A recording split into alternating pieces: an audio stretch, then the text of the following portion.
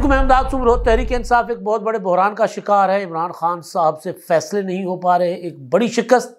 और उस शिकस्त के बाद इमरान खान साहब ने फैसला बदल लिया, बंदा बदल लिया, उम्मीदवार बदल लिया वज़ीर आला पंजाब का।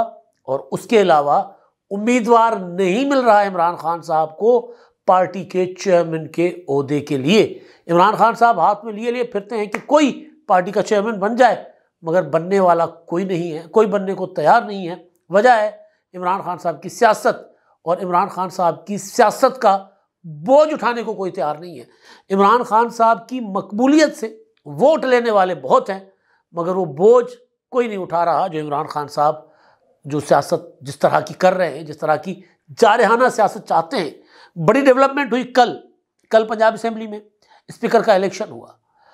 कल ही इमरान खान साहब ने पार्टी चेयरमैन के जो ऑफिस के लिए नामजद करदा बंदा है वो कल फिर बदल लिया गया, और फिर वज़ीर आला का उम्मीदवार बदल लिया गया। उस पर आने से पहले एक और चीज़ जो पाकिस्तान में सब भुगत रहे हैं, जिसका सबको सामना है, वो है पाबंदी क्यों लगाई गई है ट्विटर पर, एक्स पर। क्यों ट्विटर जो है वो उसको स्लो पे रखा गया है, क्यों उसकी जो है ना गर्दन मरोड़ के रखी गई है, उसको चलने नहीं दिया जा रहा।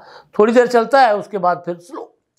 मैंने ये तजुर्बा किया कि मैं कोई ट्वीट करता हूँ, वो अभी फ़र्ज़ कर लें ट्वीट मैंने बिल्कुल अभी शेयर किया या एक्स पर पोस्ट अभी मैंने शेयर की, तो अगले 2 घंटे के बाद जाकर वो पब्लिक होती है। तो इतना स्लो रखा गया हुआ है। हाँ, थोड़ी कुछ ये ज़रूर है कि कोई कई घंटों बाद थोड़ी देर के लिए कोई ऐसा लम्हा आता है कि जब वो स्मूथली चलना शुरू हो जाता है। इसकी रीज़न्स कई हैं। प्रोपेगेंडा है, पीटीआई का जो सोशल मीडिया का इस्तेमाल है उससे बचने के लिए, क्योंकि वो रियासत इदारों के ख़िलाफ़, जजों के ख़िलाफ़, अपने मुखालफिन के ख़िलाफ़ बहुत ख़तरनाक किस्म का पीटीआई प्रोपेगेंडा कर रही है, शायद उससे बचने के लिए। लेकिन जो भी हो, ये कोई काबिले सताइश बात नहीं है। यानी इसको ना इसकी हिमायत की जा सकती है और ना इस अमल को बर्दाश्त किया जा सकता है। ज़ाहिर अमल काबिल मज़म्मत है कि आप इस तरह आज के दौर में लोगों को इजहार करने से नहीं रोक सकते। या इन्फॉर्मेशन का इस वक्त सबसे तेज़ तरीन ज़रिया जो है वो ट्विटर है। वो आप पर है कि आप जो है वो कौन सी इन्फॉर्मेशन लेना चाहते हैं। आप अगर ट्रोल हैं किसी पार्टी के, किसी तबके के, किसी मकतब फ़िक्र के, तो वो तो आप फिर आप वो चीज़ ढूंढेंगे और उस पर एतबार करेंगे जो आपके मतलब की होगी। लेकिन अगर आपको इन्फॉर्मेशन चाहिए तो वो फिर आप वो वाले ट्वीट पर या उस पोस्ट पर यकीन करेंगे जो आपके ख्याल में क्रेडिबल होगा। बाकी पॉलिटिकल पार्टीज़ के एक्टिविस्ट तो करते रहते हैं। अब एक दूर की कौड़ी बाहर से बैठे हुए, वो बल्कि उनको मफरूर कहें तो गलत नहीं होगा, अपना आदिल राजा साहब, उनको फौजी सज़ा भी हुई है, उन्होंने एक ट्वीट किया कल, बड़ा कमाल, मतलब एक कमाल से मुराद के हैरान कुन, अजीब व गरीब। वो कहते हैं जी हाफिज़ साहब यानी army chief general Asim Munir साहब, वो ट्विटर इस्तेमाल नहीं करते थे। कुछ दिन पहले, 1 हफ़्ता पहले उन्होंने ट्विटर इस्तेमाल किया, और फिर उन्होंने जो ट्विटर पे देखा, जो कुछ ट्विटर पर चल रहा था, तो उसके बाद फिर ट्विटर बंद कर दिया गया। यानी ये उन्होंने पर्सनली कोई उनके ख़िलाफ़ कोई चीज़ें चल रही होंगी, या इमरान खान साहब की सपोर्ट बहुत ज़्यादा थी, तो उससे डर के उन्होंने ट्विटर बंद कर लिया। अब जब इस तरह की बंदिशें होती हैं तो फिर इस तरह की जब बातें आएंगी तो फिर एक तबका जो इमरान खान को सपोर्ट करता है वो ज़ाहिर है फिर ऐसी इस किस्म की प्रोपेगेंडा पर यकीन भी रखेगा। वो बाहर बैठ कर रहे हैं, यहाँ पर उनको काउंटर करने वाला कोई नहीं है, उनके खिलाफ कोई बड़ा एक्शन लेने वाला कोई नहीं है। सरकारी अफसरों की तस्वीरें शायर करके पीटीआई वाले उनके और उनके अहले खाना की ज़िंदगियाँ ख़तरे में डाल रहे हैं, कोई एक्शन नहीं हो रहा, बस जीआईटी बन रही है। अभी तक आपने नहीं सुना होगा कि किसी सरकारी अफसर को या किसी सियासी मुखालिफ को धमकाने या उनकी ज़िंदगियाँ ख़तरे में डालने जैसी जो पोस्ट या सोशल मीडिया पर चीज़ें रखने के ख़िलाफ़ कोई एक्शन हुआ हो, कोई कार्रवाई हुई। हाँ, इमरान रियाज गिरफ़्तार हुए, जेल चले गए, और इस तरह कुछ और एक्टिविस्ट, हाँ अब्दुल वासे, वो गिरफ़्तार हो गए। लेकिन वो तब जब चीफ जस्टिस साहब का मामला था, तो भाई चीफ जस्टिस साहब के अगेंस्ट प्रोपेगेंडा करने वाला अगर पकड़ा जा रहा है तो फिर एक आम पॉलिटिकल वर्कर या एक आम सरकारी अफसर के ख़िलाफ़ इसी तरह के ख़तरनाक प्रोपेगेंडा करने वालों पर हाथ कोई क्यों नहीं डालता। इसका इलाज ट्विटर बंद करना नहीं है, सोशल मीडिया की आवाज़ों को कुचलना इसका इलाज नहीं है। इसका इलाज है कि आप एक्शन लें, जो ये कर रहा है उसको बंद करें, उन अकाउंट्स को देखें। मतलब अगर ट्रंप ने वहाँ पर अमेरिका में शुरू किया था कि अपना धांधली का शोर मचाया था और पर कैपिटल हिल पर हमला हुआ था, तो ट्रंप का अकाउंट, ट्विटर अकाउंट बंद करवा दिया गया था। वहाँ ये नहीं हुआ था कि सोशल मीडिया सारा का सारा बंद कर दिया गया था।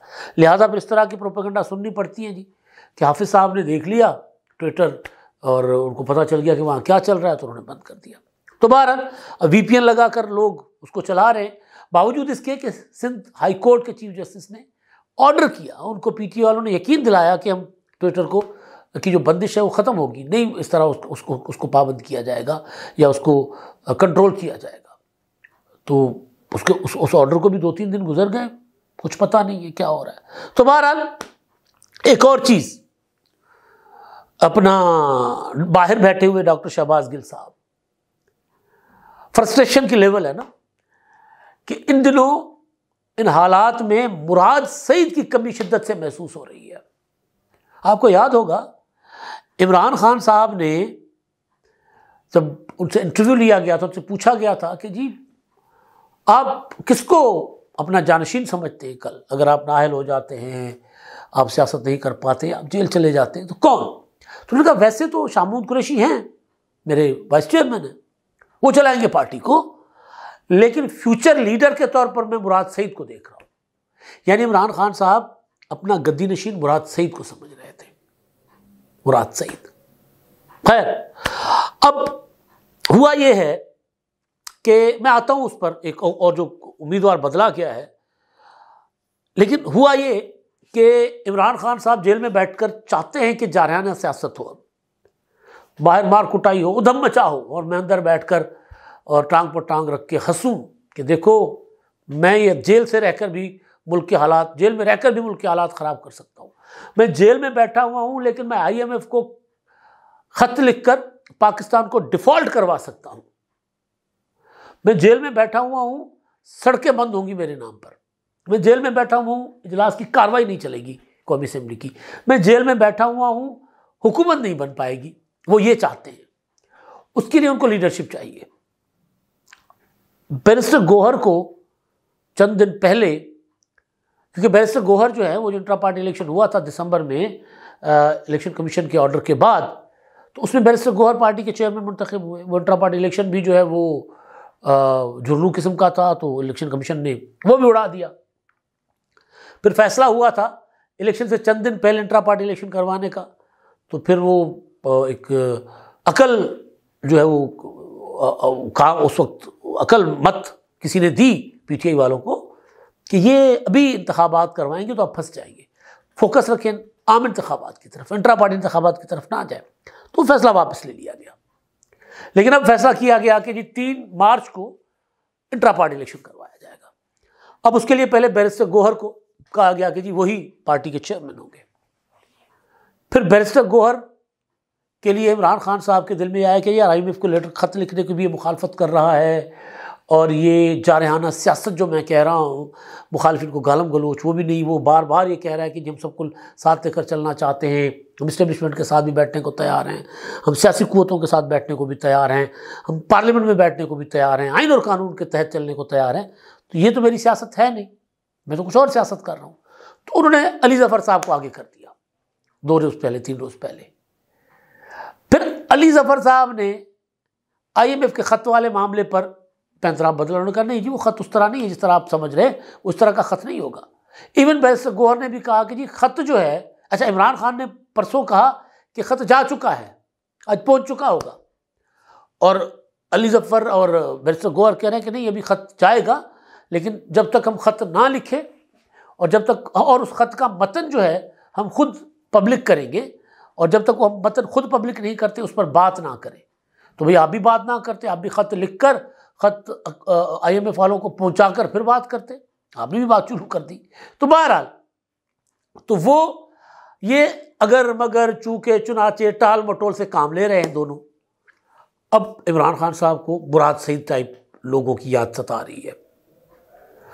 अब फिर बैरिस्टर गौहर को पीछे कर दिया गया, बैरिस्टर अली जफर को पीछे कर दिया गया। फिर खबरें आ रही हैं कि जी बैरिस्टर गौहर जो होंगे वो पीटीआई के इंट्रा पार्टी इलेक्शन के होंगे, में होंगे चेयरमैन के उम्मीदवार, और उमर अयूब साहब तो सेक्रेटरी जनरल के हैं ही।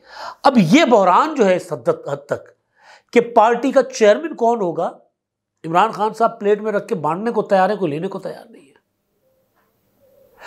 अलीमा खान साहिबा वो कहती है हमने सियासत ही नहीं करनी। वो एक पोटेंशियल पार्टी की सरबराह हो सकती हैं अगर इमरान खान साहब उनको आगे करें और अगर वो माने, लेकिन मुझे लग रहा है कि वो मानने को तैयार नहीं। इमरान खान साहब उनको उनके हवाले पार्टी करने को तैयार नहीं। घर की लड़ाई है भाई।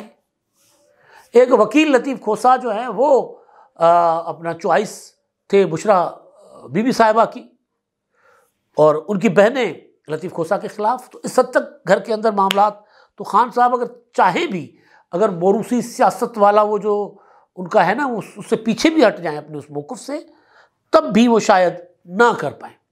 हालांकि जिस तरह मतलब इंतहाई बदतमीज़ाना अंदाज में, माजरत के साथ खातून ने कहना नहीं चाहिए, उन्होंने सहाफ़ी को एक सवाल का जवाब दिया था, जिस तरह उसको स्टूपिड कहा था, छोटे छोकरे कहा था, तो वो तो उनके अंदर इमरान खान के अंदाज़े सियासत अपनाने का मुकम्मल उनके अंदर सलाहियत है, मुकम्मल पोटेंशियल है उनके अंदर। बन सकती हैं अगर इमरान खान बनाना चाहें, या वो शायद बनना खुद ना चाहती हो।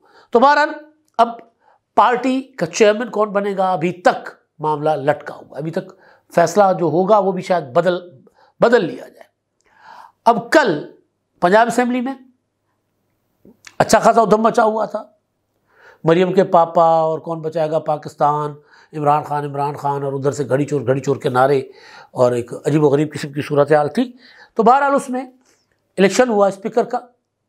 स्पीकर मलिक मोहम्मद अहमद साहब जो हैं वो 224 वोट लेकर स्पीकर मुंतखब हो गए। मुस्लिम लीग नून के, पीपल्स पार्टी का वोट भी उनको पड़ा, और मुस्लिम लीग कायद आज़म का वोट भी उनको पड़ा। उधर पीटीआई के जो उम्मीदवार थे, नहीं सुन्नी इत्तेहाद काउंसिल के, माजरत के साथ सुन्नी इत्तेहाद काउंसिल, पीटीआई तो है नहीं ना वहाँ पे, तो उन्होंने जो थे मलिक अहमद बुच्चर साहब थे, उन्होंने वोट लिया 96। अब पीटीआई का मेरा ख्याल है कोई 120 के करीब वोट बनता है एक सूबाई असेंबली का। लेकिन मसला ये है कि कुछ रूपोश हैं, कुछ आ नहीं रहे, कुछ के कई और मामलात हैं, तो 100 से नीचे उनकी स्ट्रेंथ चली गई। जब उनको ये जो अक़लियतों और मखसूस नशिस्तें मिलेंगी तो ये थोड़ा सा आगे अपना पहुँच जाएंगे कुछ अच्छे नंबर तक। लेकिन बहरहाल तो अब पीटीआई जो है वो अपना, अल्लाह उसका भला करे आपका, कि वो तो उनका पूरा वोट नहीं निकला। लेकिन अब स्पीकर और डिप्टी स्पीकर के इलेक्शन के बाद अगला मरहला है वज़ीर आला के इंतखाब का।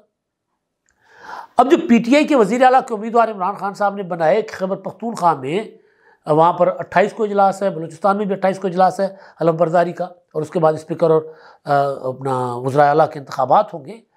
लेकिन जो पंजाब के वज़ीर आला के उम्मीदवार इमरान खान साहब ने नामजद किया मियाँ असलम इकबाल साहब को। मियाँ असलम इकबाल साहब रूपोश थे, लापता थे, कहा जा रहा था मुल्क से बाहर है, अफ़गानिस्तान है, दुबई है, पता नहीं किधर है। लेकिन बहरहाल वो ज़ाहिर हुए पेशावर हाई कोर्ट में। पेशावर हाई कोर्ट से राहदारी ज़मानत ली। परसों जब अरकान की हलफ बर्दारी थी तो तवक्को थी कि शायद वो वहाँ पर आएंगे, और पुलिस की तैयारी पूरी थी कि उनको गिरफ्तार करेंगे, तो वो नहीं आए, फिर रूपोश हो गए। फिर कल जब इलेक्शन था स्पीकर का, तो कल भी समझा जा रहा था कि शायद वो आएंगे, कल भी वो नहीं आए। मगर कल रात ये कोई स्पीकर के इलेक्शन में शिकस्त के बाद जो पीटीआई को ज़ाहिर हुई, और होनी थी, नंबर क्लियर था, तो उसके बाद कल रात को ट्विटर पर ऐलान किया गया।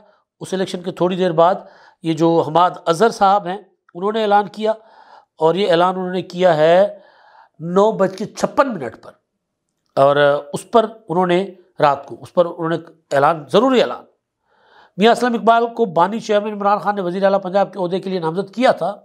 उनको गिरफ्तार करने के लिए सारे सूबे की पुलिस असेंबली के गिर्द मौजूद है।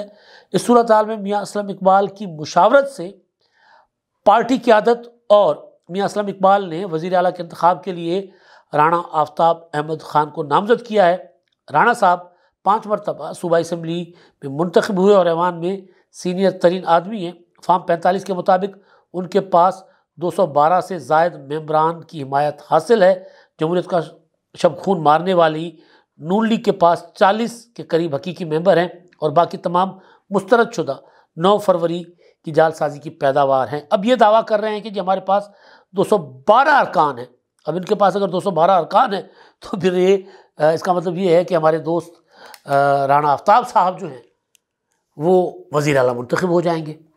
फिर तो मतलब यही है। तो बहरहाल लेकिन असल चीज़ ये है कि PTI को संगीन और मुश्किल तरीन हालात का सामना है। रियासती सतह पर भी जो उनके खिलाफ कार्रवाइयाँ हो रही हैं, जो उन्होंने 9 मई किया, और फिर पार्टी सतह पर भी कोई बंदा तैयार नहीं है पार्टी को चलाने और पार्टी की जिम्मेदारी लेने और इमरान खान साहब के चारियाना नैरेटिव को आगे बढ़ाने के लिए। अब तक के लिए इतना ही। अल्लाह हाफिज़।